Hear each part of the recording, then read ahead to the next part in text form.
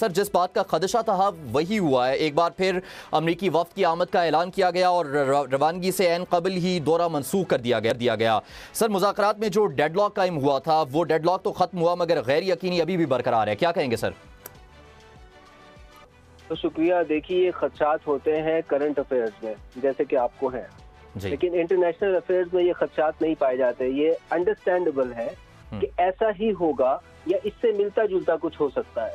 यानी जब international coordination या मीडिएशन या निगोशिएशन नेशनल इंटरेस्ट पर चल रही होती है और मुल्क अपना अपना मफाद देख रहे होते हैं, तो फिर इसमें कंट्रीज वहां तक पहुंचाने की कोशिश करते हैं बातचीत को जहां उनका बेहतरीन उनको नतीजा बरामद हो सके उनके लिए, और उसका इंतजार किया जाता है। ऐसा नहीं है कि फौरी तौर पर बढ़कर किसी मसले को मान लिया जाता है या कोई तजवीज़ अगर दी जाती है वो अनबेक्ड होती है, हाफ बेक्ड होती है, कच्ची होती है, उसको मान लिया जाता है। ऐसा नहीं है।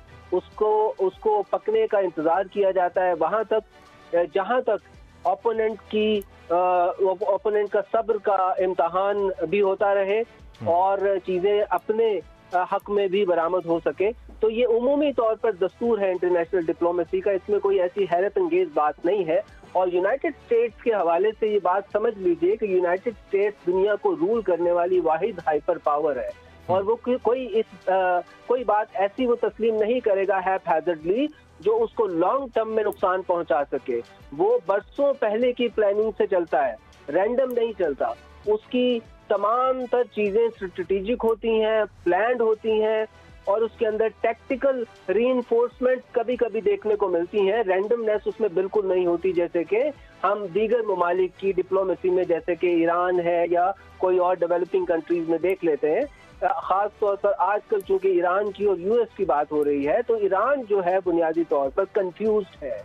ईरान के अंदर लीडरशिप क्राइसिस है, ईरान के ऊपर की लीडरशिप जा चुकी है, नीचे वाले जो हैं बहुत नए लोग हैं, उनको सीखने में अभी वक्त लगेगा, चीज़ों को समझने में वक्त लगेगा। जहां पिछले लोग छोड़ के गए हैं वो बताकर नहीं गए कि क्या किया था, कौन सी चीज़ों पर फैसले हो गए थे, कौन सी चीज़ों पर फैसले होने थे, और जो स्ट्रेटजीज बन गई थी उनके ऊपर सुर्ख फीते लगे हैं, वो तमाम लोगों के देखने की हैं या नहीं है। कंफ्यूजन ईरान के अंदर बहुत सारी है। अब इन कंफ्यूजन से भी लड़ना है ईरान ने इंटरनली। फिर पॉलिटिकल टर्मोइल है।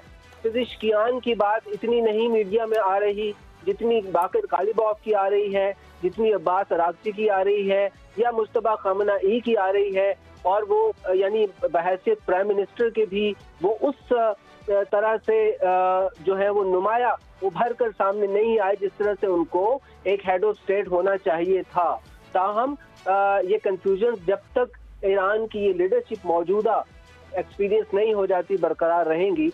अब अगर सूरत हाल ये है कि कभी ये खबर आ गई और कभी वो, तो इसमें जाहिर है कि अमेरिका जो है वो ईरान के ऊपर बर्तरी लिए हुए है, मिलिटरीली भी, स्ट्रेटेजिकली भी।